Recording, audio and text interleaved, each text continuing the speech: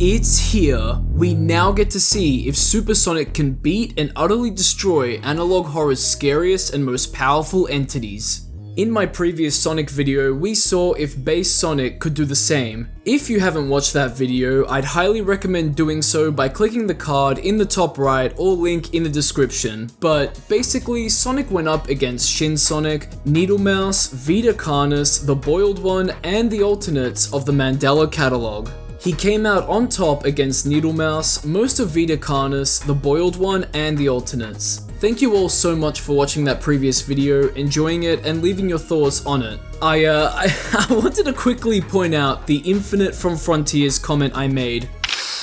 Wait, let me explain. He's from Sonic Forces. I knew that. And Forces looks a lot like Frontiers on a script, and when you're in the zone editing everything together, it just slips by. Don't shoot me, please. You won't? Okay. So we're cool, Sonic the Hedgehog community and fandom?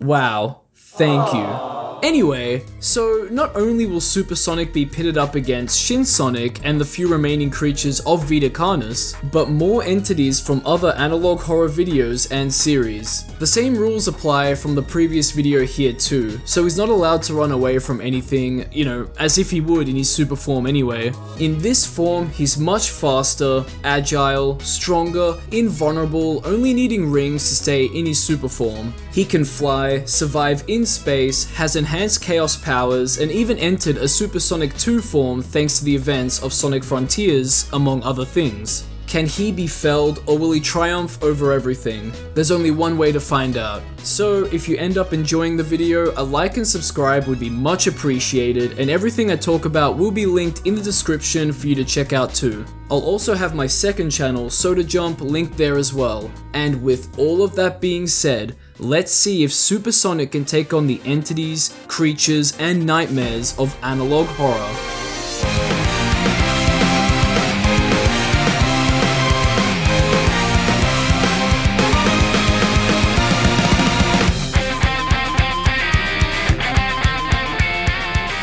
First, we'll start with Shin Sonic by Evanimas from the previous video. Realistically, we have to use our imagination to create a situation where Supersonic would be fighting Shin Sonic. That's because Sonic is Shin Sonic after a demonic ritual of some kind, and it harnesses the power of the Chaos Emeralds. So, for the sake of the argument, another Sonic, whether or not he came from the past and bought the 7 Chaos Emeralds from there too, or there's another reason, doesn't matter a whole lot, in his super form will be fighting Shin Sonic with 5 out of 7 of its Chaos Emeralds. Or, as seen in the Sonic 3 movie, 2 beings can utilize the powers of the Chaos Emeralds, so negative energy for one and positive for the other.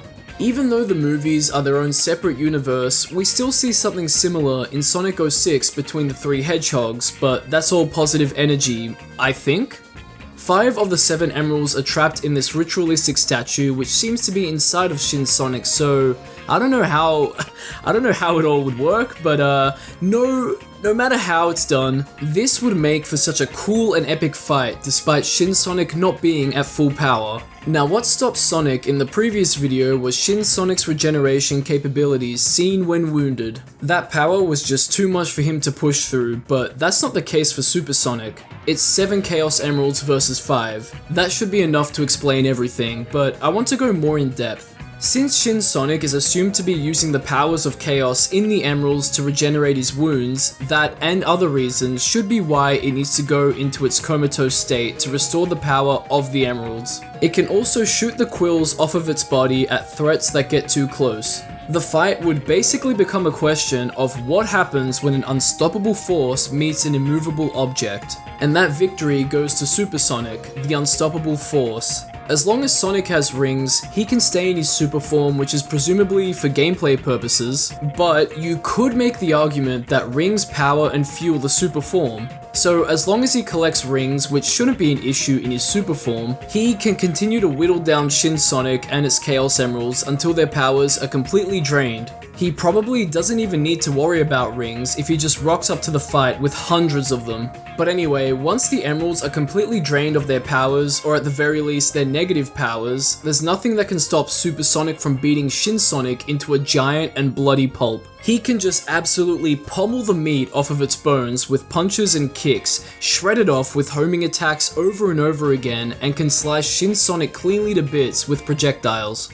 I mean, what can Shin Sonic do to stop any of that? It wouldn't be as fast as Super Sonic, definitely not as strong or durable, so its regenerative powers wouldn't keep up with the onslaught it would be experiencing. Its comatose state wouldn't even be of help either, since Super Sonic would be much faster than any quills that's launched at it. Next up, I wanted to look at the last entities that Sonic couldn't beat in the previous videos, and those were the monoliths and singularities of Vita Carnis by Darian Quilloy. As a reminder, monoliths are 120 meters tall, which is almost 400 feet, and are invulnerable to pain. So they're towering in height and are harmless unless approached. Singularities are the supposed head of the creatures and can interfere with electrical signals. It's likely that the monoliths surround a singularity, and the singularities can turn corpses into crawl, implying that they might be the reason for the spread of the Vita Carnis species. So they're basically the biggest and baddest of Vita Carnis, and it seems that taking out the singularities and monoliths would bring an end to the Vita Carnis infestation, right? Well, more the singularities, and it just makes sense as they're thought to be where the Vita Carnis come from. Just like Shin Sonic, monoliths would be shredded to bits. Whatever they do to people that get too close to them wouldn't be quick or strong enough to graze the wind in Sonic's steps. There's not much that needs to be said really. Singularities on the other hand, I didn't establish it in the last video because I wanted to save it for this one, but the 7 singularities have a fascination with electronic devices like radios, TV, and music. All of these have one thing in common, and that's frequencies. If the singularities find a way to manipulate technology and frequencies to create more Vita Carnis, then the Earth will be plunged into a techno-flesh hellscape with a never-ending abundance of flesh vibrating into existence and merging with machinery. The certainty of steel will come for us all sooner or later, and the singularities may eventually be able to warp humans into Vita Carnis hybrids too. We can only wait and see, literally and figuratively. We're just spectators to the story and the fate of the Earth, but Super Sonic wouldn't be. He wouldn't allow it to happen. No amount of flesh can stand in his way, and no godly-like beings either, because that's what these singularities are. It's hard to say if they are gods, but Super Sonic has beaten godly beings before. The singularities aren't special in that regard, and they don't seem to look physically strong either.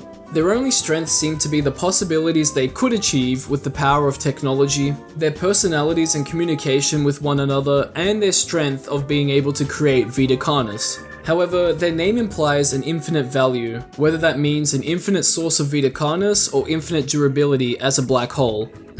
Or infinite from Sonic Frontiers. I'm sorry, I couldn't help myself. Either way, it won't matter. Sonic will find a way with the power of chaos, and he'll find a way to break the singularities that shackle down the Earth. And, of course, he'll have fun doing it. Whether that means just smashing them to bits or getting creative, it doesn't matter.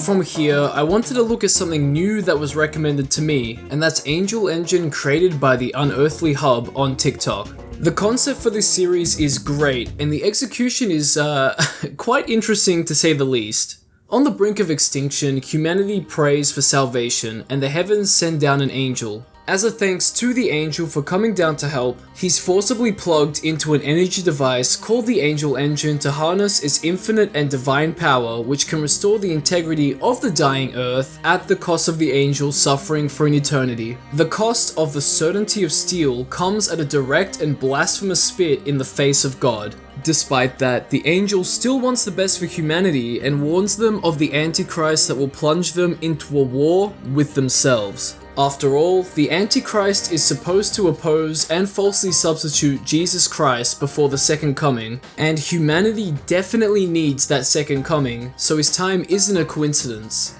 This makes him our main antagonist that Super Sonic would need to face, and he would also need to rescue the angel trapped in the engine. After all, Sonic's kind nature would compel him to do so, would it not? Now, one big thing we need to know is that the angel we see here is the one from the angel engine, but from the far future, here to warn everyone in the present. And the present is where it's stuck in the angel engine. As we can see, the Antichrist has taken the form of the angel stuck in the engine. Whether or not the angel is actually the second coming of Christ is up for debate, but if he was, then what a cool person for Sonic to ally with and save. And it's not entirely out of the realm of possibilities in the series. Sonic and Jesus Christ, or an angel sent from heaven saving the world. The first step here is to know where the angel is located. Lucky for him, the location, the second Tower of Babel in the Negev Desert of Israel, has been shown on the news, so it's general knowledge at this point. The fact that it's called the second Tower of Babel is astonishing, considering that the first one failed because God stopped everyone from being able to communicate with each other by creating different languages, and then he scattered everyone around the world. 2,000 people work at the tower, and none of them would be able to stop Supersonic from barging through and smashing his way to the angel. His kind nature would also compel him to stop the inhuman experimentation on test subjects, thus saving them. As we can see, this person barely resembles a human anymore, and in a fun ARG style, there's a website tied to this series that you can go onto and sign up to become a test subject on. And in terms of the story, you'd eventually become one of these guys. Now, a doctor by the name of Jeff Ernstom is the lead scientist behind all of this, and he clearly fears no god, but hopefully Sonic can put the fear of something else into him. Sonic may also be met with the Antichrist on his way to the tower too, and if you remember what I said about Sonic's unbreakable will in the previous video, then you know that the Antichrist wouldn't be able to whisper sweet nothings into Sonic's ear. I don't think I used that phrase properly, but Sonic would be the one taunting him, and you know what? I think the Antichrist would have to be taken out before freeing the angel and humanity. But the Forgotten might try to stop Sonic too. These marauders inhabit the Holy Land near the second Tower of Babel and don't take kindly to foreigners. To Supersonic, they'd be the equivalent of a fly on a window, despite how cool they look. Sonic could just run or fly through them, it's as simple as that. And what can we say about the Antichrist? His biggest strength would be his manipulation and deception to rise to power and destroy humanity. But could he be physically imposing? I think so. Devils have some wicked strength and powers, and we haven't seen his true potential shown yet, or even his true form, but the implications of how powerful he is are there. It could be something akin to Solaris, or its one half of its split form, Iblis. I guess Iblis would be the more appropriate monster in this situation, and Sonic beat Iblis in his base form and Solaris in his super form, granted with the help of Shadow and Silver in their super forms, but regardless of that, he's fought many gods and godlike entities by himself in his super form, and the outcome would be the same here. Next up, I wanted to take a look at Gemini Home Entertainment created by Remy Abode under the YouTube channel Gemini Home Entertainment. If you know anything about this series, you'll know that it's pretty damn good and that there's a lot going on.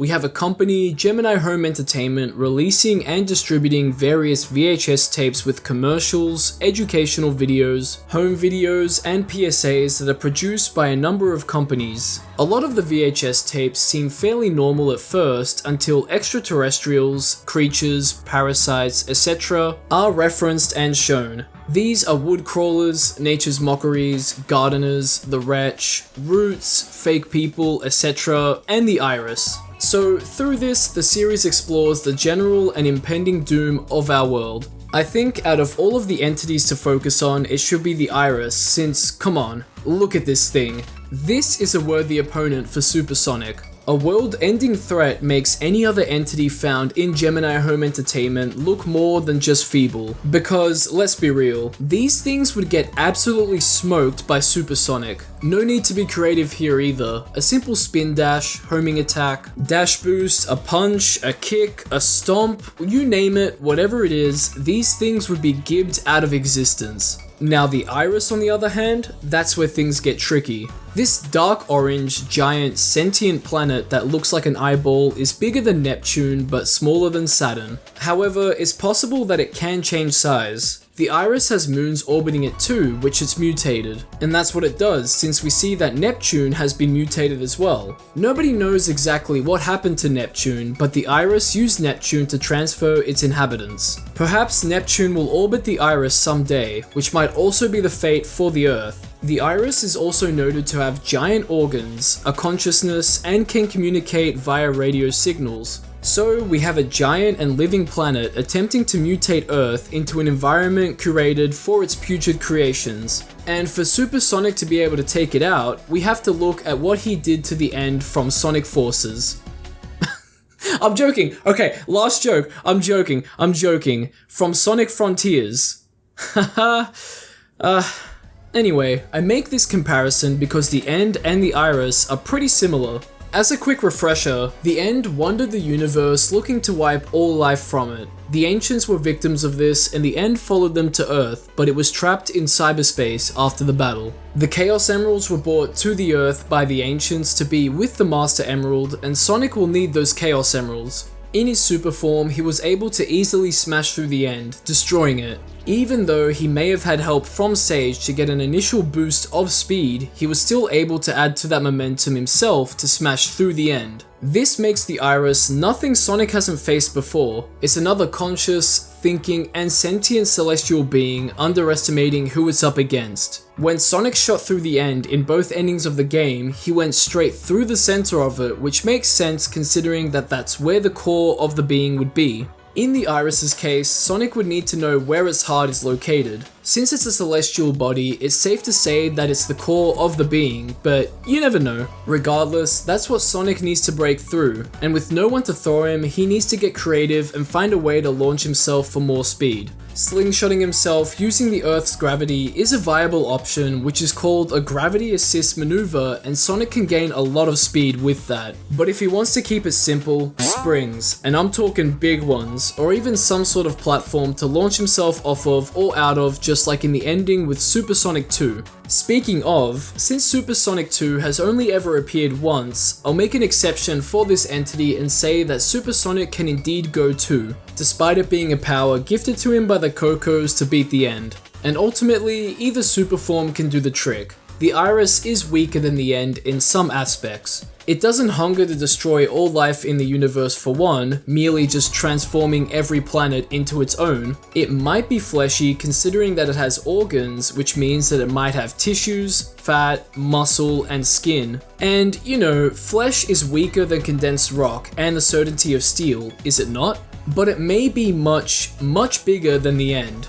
Honestly, even without a spring, platform, or cannon to shoot out of, Sonic could hypothetically generate enough speed to just fly himself through it regardless. The Iris also shows no signs of physical attacks, only mental and through its inhabitants. Sonic can easily defeat those, even if it launches new ones we haven't seen before, and any mental games and communication it tries to play on him are pointless thanks to his good nature and willpower. He's just so powerful in his super forms, I cannot overstate that, and especially with what we see in Sonic Frontiers. I think it's the best we've seen in terms of style, power, and dominance of his super forms, and the added swagger and absolute cool factor shown in Super 2 is the final of many nails in the coffin for the Iris. And fuck it, if Sonic has the energy and rings to do it, he should put a hole in the Iris's moons as well. Just absolutely destroy them all and any inhabitants it can create.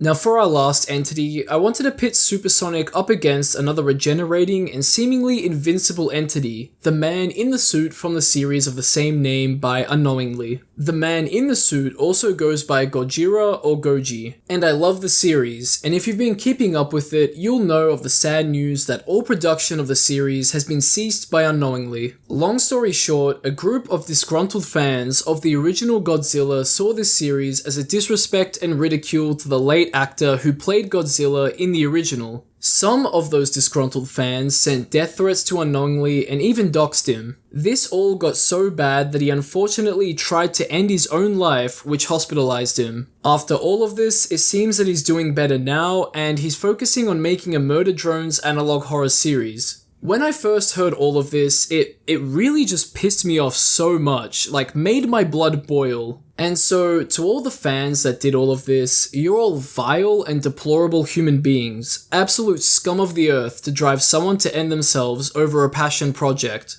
A lack of accountability and consequences makes people like this do some terrible things to others. And it's just so terrible that a life was threatened and almost lost because of a fan-made series. However, I still wanted to talk about the man in the suit for this video because of how much I like the series and how cool a fight between the man in the suit and Supersonic would be. It reminds me a lot of how Supersonic vs Shin Sonic went because the man in the suit does have regenerative properties as well. In the most recent entry in the series, Gojira has his head blown clean off with a shotgun, but it regenerates. This was in response to him infecting an actor that was in the Ghidorah suit, and then a chase sequence happens between him and another individual. The infection process begins when Gojira's acidic blood reacts with a person. After that, they're fused to their suit. After all, that's what happened to the man in the suit, but he was fused in there by unknown means. On top of that, he also gets the abilities of his kaiju. He also has the potential to mutate and grow to the height of Godzilla himself, towering over buildings. He has boiling blood projectiles akin to Godzilla's atomic breath that melts through stones and metals. He has sharp claws and an immense amount of physical strength, and he's still intelligent despite being a godly monster. I mean, he was able to put together a threatening tape aimed at Americans, so the intelligence is still there. He seems to have done this as a reaction to the loss of his family due to the World War II atomic bombs that hit Hiroshima and Nagasaki, so he clearly holds a lot of anger for Americans. Perhaps this is his revenge plot against America. He's putting together a monstrous force of nature made up of mutated humans merged with their suits, and if those actors get to the stage of mutation where they're giant kaijus, then it might be over for America and even the world. The film theorists have a pretty good video going over that if you want to check it out too. But now, let's bring it back to Sonic. The biggest danger to Sonic would be Goji's strength and boiling blood projectile. If he's grabbed and can't escape, the man in the suit will boil the rings out of him and boil him alive with the Chaos Emeralds. That's no good. However, Sonic's just too fast for something like that to happen. Oh, and did I forget to mention the whole thing with the acidic blood?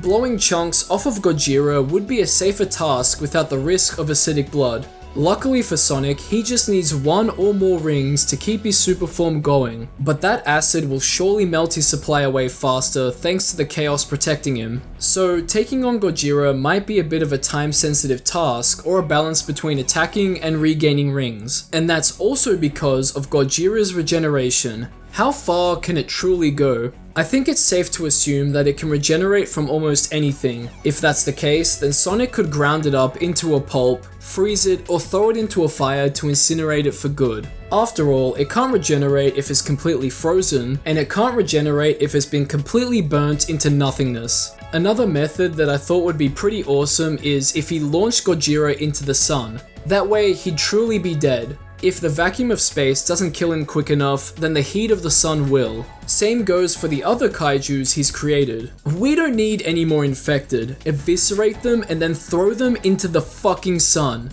Sonic's been able to pick up and move heavier creatures before, so it should be no issue at all for him.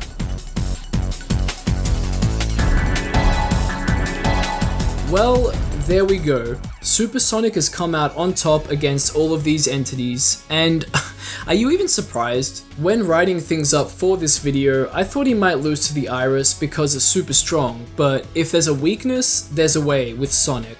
And that's the main takeaway. He's the blue blur that will stop at nothing to save everyone and his friends. What a legend, and I hope you enjoyed the video, and thanks for watching. Do you have any opinions on the video or think that things could be done differently? Let me know in the comments section, and let me know if you'd like to see other Sonic forms appear in these videos too, or other fictional characters.